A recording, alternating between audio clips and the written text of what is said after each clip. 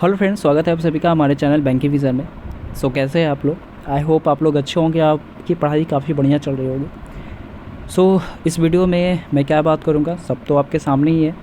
और बहुत ही ज़्यादा दिन हो गया था आप लोग से मिले हुए, आप लोग से बात किए हुए, तो सोचा आज एक वीडियो बनाता हूँ। वीडियो का टॉपिक क्या है? वीडियो का टॉपिक यही है, और मैं आप लोग से रिक्वेस्ट करता हूँ कि इस वीडियो को लास्ट तक ज़रूर देखिएगा।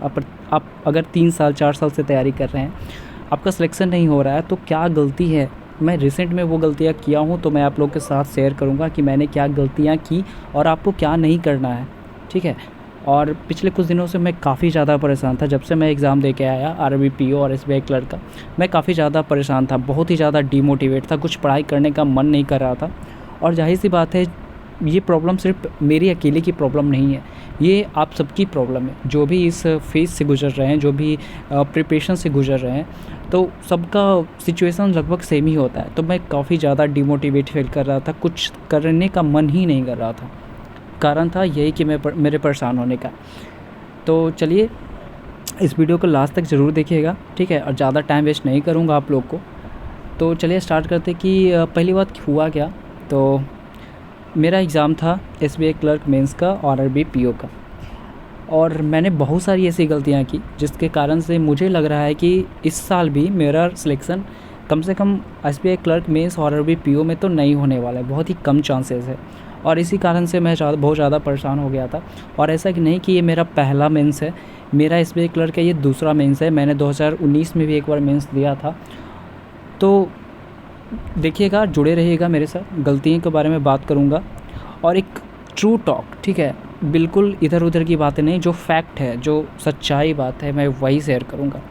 और मैं आप लोगों की तकलीफ़ को समझ सकता हूँ कि जो बंदा 3 साल 4 साल 5 साल से तैयारी कर रहा है, उसका सिलेक्शन नहीं हो रहा, क्या बीतता होगा उस पर। खुद का प्रेशर, गार्जियन का प्रेशर, समाज का प्रेशर, लोगों का प्रेशर, बहुत ही ज़्यादा प्रॉब्लम होता है, ठीक है? तो सबसे पहली बात, मिस्टेक्स की बात करता हूँ। पॉइंट टू पॉइंट मैं बताता जाऊँगा, आप अपने से उसको रिलेट कीजिएगा, ठीक है? तो सबसे पहले मैं अपने बारे में बताता हूँ। तो मैं पिछले 4-5 साल से तैयारी कर रहा हूँ। 2015 में मेरा ग्रेजुएशन कंप्लीट हुआ, और मैं एक हिंदी मीडियम से का छात्र हूँ, ठीक है? इंग्लिश से प्रॉब्लम है मेरी। तो स्टार्ट करते हैं कि सबसे पहली गलती मुझे जो लगता है वो क्या है। मुझे लगता है कि सबसे बड़ी गलती ये है कि लोग जो है प्री के पीछे भागते हैं। सुनने में थोड़ा अजीब लगेगा, लेकिन ये सच्चाई बात है। अगर आप प्री के पीछे ही भागोगे तो आपका प्री निकलेगा सिर्फ। अगर आप मेंस के पीछे भागोगे तो आपका प्री मेंस सब होगा, ठीक है? ये बात है पहली बात। मेरी क्या है, मेरा एक भी प्री नहीं निकलता था, ठीक है? मेरा एक भी प्री नहीं। अभी तक बैंकिंग एग्जामिनेशन में मेरा SBI clerk, IPPS PO, SBI clerk और आरआरबी पीओ का प्री निकला है। मेरा प्री होता ही नहीं था, बिल्कुल लगता ही नहीं था कि मेरे लिए बहुत बड़ी बात थी भाई, प्री निकलना मेरे लिए बहुत ही बड़ी बात थी। लेकिन अब मुझे ये गलती पता चला कि सिर्फ प्री निकालने से आपका सिलेक्शन नहीं होता है, उसके लिए मेंस निकालना भी ज़रूरी है। और सबसे बड़ी गलती सारे स्टूडेंट लोग यही करते हैं कि वो प्री के चक्कर में रहते हैं और मेंस उसका बेकार। मैं अपना एग्जांपल देता हूँ। इस बार आरआरबी पीओ प्री मेरा निकला, एसबीआई क्लर्क मेरा निकला। आरआरबी पीओ की एग्ज़ाम की बात करता हूँ तो बहुत ही ज़्यादा मेरा अच्छा एग्ज़ाम नहीं गया है। 103 मेरे अटैम्प्ट रहे हैं, और सेक्शनल मैंने कितने की है, मुझे इतना ज़्यादा एग्ज़ाम देने के बाद जैसे ही मैं देखा कि 103 अटैम्प्ट, मेरा मूड ऑफ हो गया, क्योंकि जीए बहुत ही ज़्यादा हार्ड आया था और लगभग 19 क्वेश्चन मैंने किए थे, और मैंने तुक्का भी मारा उसमें क्योंकि क्वेश्चन बन नहीं रहे थे। तो ये भी मेरी गलती थी। तो बारी से बारी बात करता हूँ। चल, सबसे पहले करता हूँ आरआरबी पीओ मेंस एग्जामिनेशन में मेरा क्या हुआ। आरआरबी पीओ मेंस एग्जामिनेशन में मेरा ये पहला एग्जामिनेशन था। गलती ये हुआ कि मैंने रीजनिंग को लास्ट में समय दिया, ठीक है? एक चीज़ मैंने सीखा कि जो आपका स्ट्रॉन्गेस्ट पॉइंट है उसको आप स्टार्टिंग में समय दीजिए। मेरा क्या सीक्वेंस था आरआरबी पीओ मेंस में, सबसे पहले मैंने हिंदी को अटेम्प्ट किया, उसके बाद मैंने कंप्यूटर अटेम्प्ट किया, उसके बाद जीए, उसके बाद रीजनिंग, उसके बाद मैथ्स, ठीक है? मैथ्स भी टफ़ था। मैथ्स में मेरे से ज़्यादा क्वेश्चन नहीं बने, लगता है 6 कि 7 क्वेश्चन ही मेरे से बने हैं। पता नहीं सेक्शनल भी क्लियर होगा कि नहीं, लेकिन मेरे से नहीं बना, जो बात है सच्चाई बस। तो सबसे पहले मेरी गलती क्या हो कि मैंने रीजनिंग मेरा स्ट्रॉन्ग पार्ट है, उसको मैंने लास्ट में अटेम्प्ट किया। दूसरी मैंने गलती इसमें क्या की कि मैंने जीए में तुक्का मारा। भाई, अगर आपका प्री निकलता है, आप मेंस का एग्जामिनेशन दे रहे हो, तुक्का मत मारो। एक्यूरेसी बहुत ही ज़्यादा मैटर करता है। तो मैंने तुक्के मारे, ये गलती हुआ। उसके बाद एसबीआई क्लर्क में क्या हुआ कि एसबीआई क्लर्क में क्या हुआ, मेरे अटेम्प्ट्स जो है 100 से नीचे ही है, 96 मेरे अटेम्प्ट्स हैं और मैं नहीं मानता हूँ कि मेरा होगा। मुझे बिल्कुल भी चांस नहीं है कि मेरा सिलेक्शन होगा, क्योंकि वो हो जाता है ना कि जब आप एग्ज़ाम देने के बाद आप आते तो आपको पता चल जाता है कि आपका होगा कि नहीं। तो भाई मेरा तो नहीं होगा।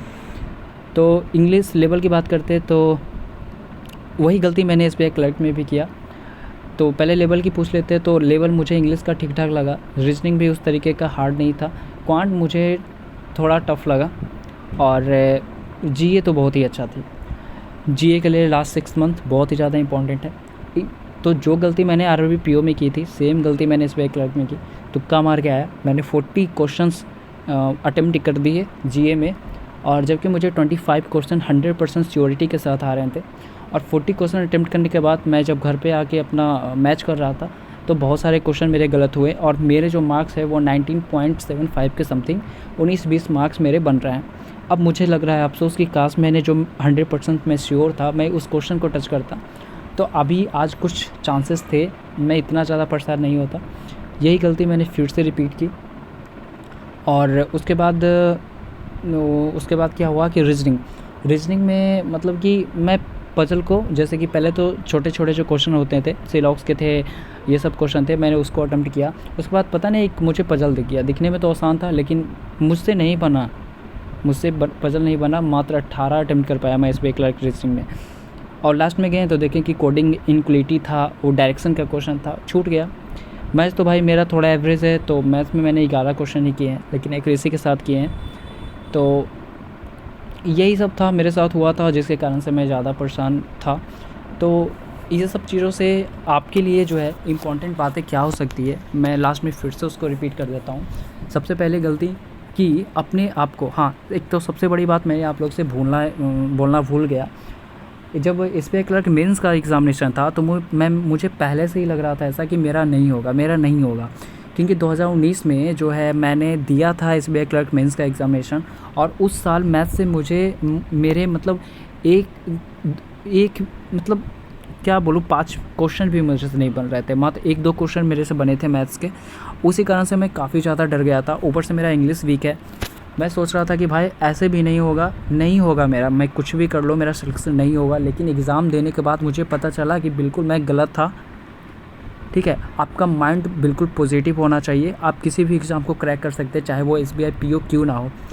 अपने आप को खुद को अंडर एस्टिमेट मत कीजिए कि मैं बहुत ज़्यादा कमज़ोर हूँ, मैं ये हूँ, मुझसे ये नहीं होगा। आपसे सब होगा, मुझसे सब होगा। ठीक है, सबसे बड़ी गलती मुझे ये लगता है कि आप खुद को कभी अंडर एस्टिमेट मत कीजिए। आप बेस्ट हो, आप कुछ भी कर सकते हो। दूसरी बात, आप सिर्फ प्री की तैयारी नहीं करोगे, आप प्री के साथ मेंस की भी तैयारी करोगे। अगर आप मेंस की तैयारी करते हैं तो प्री ऑटोमेटिक हो जाएगा, तो 70% टाइम अपने मेंस को दीजिए और 20-30% जो टाइम है वो प्री को दीजिए। तीसरी बड़ी बात, जीए आपको कंटिन्यू लगातार करना है। ठीक है, आपको सिलेक्शन लेना है, जीए कंटिन्यू करना है, क्योंकि और पूरा डीपली पढ़ना है। आप लोगों ने देखा हो या सुना होगा कि आरआरबी पीओ में क्या हुआ, कितना डीपली पूछा था। लोगों के 15 क्वेश्चन भी नहीं बन रहे थे, 10-12 क्वेश्चन एक्यूरेसी के साथ बन रहे थे। जी आपको रेगुलर बेसिस पे बनाना है। तीसरी बात क्या करना है कि जब भी आप एग्ज़ाम दें, ठीक है, जब भी आप एग्ज़ाम दें तो आपका जो स्ट्रॉन्गेस्ट सब्जेक्ट है उसको पहले आप प्राथमिकता दें, उसके बाद ही किसी और सेक्शन को अटेम्प्ट करें। उसके बाद एक और बात क्या है, एक्यूरेसी बहुत ही ज़्यादा मैटर करता है, तो एक्यूरेसी पे ध्यान दें। तो ये सब कुछ बातें थी जो कि मैं इधर रिसेंटली एग्ज़ामिनेशन में मैंने सीखा। और जैसा कि IBPS clerk, IBPS PO, SBI PO, अभी 3 बड़े एग्ज़ामिनेशन अभी बाकी हैं। तो अगर आप परेशान हैं तो बिल्कुल फोकस के साथ पढ़ाई कीजिए, बिल्कुल होगा। एसबीआई पीओ आप बनेंगे, आप सब कुछ बन सकते हैं। ठीक है, तो बहुत ही 3 एग्ज़ामिनेशन आपका है इधर, तो अच्छे से पढ़ाई कीजिए, बिल्कुल बढ़िया से तैयारी कीजिए, बिल्कुल डीमोटिवेट नहीं होना है, बिल्कुल अंडर एस्टिमेट खुद को कमज़ोर नहीं समझना है। आप बेस्ट हो। तो इसी उम्मीद के साथ मैं अपने वीडियो को यहाँ पे ख़त्म करता हूँ कि आप लोग एक न्यू होप के साथ, एक स्ट्रॉन्ग होप के साथ आप लोग पढ़ाई करोगे और इस साल आपका सिलेक्शन ज़रूर होगा। मेरा भी जैसे इसमें एक पीओ का नोटिफिकेशन आ गया है, मैं खुद को बिल्कुल अंडर एस्टिमेट नहीं करूँगा, मैं खुद को बिल्कुल कमज़ोर नहीं समझूंगा, मैं तैयारी करूँगा और कोशिश मेरी रहेगी कि मैं एसबीआई पीओ क्रैक करूँ। ठीक है, उसके लिए जो कुछ भी करना होगा आप कर सकते हो। और नेक्स्ट एग्ज़ामिनेशन जिसका भी तैयारी कर रहे हैं, एक चीज़ मैं आपको बता देता हूँ, निमिषा बंसल जो मैम है, यूट्यूब पे उनका एक वीडियो है एसबीआई पीओ के बारे में, स्ट्रैटेजी है, तो इंग्लिश के बारे में वो बताएं कि कैसे क्या करना है, तो आप बिल्कुल उनको फॉलो कीजिए अगर आपकी इंग्लिश वीक है।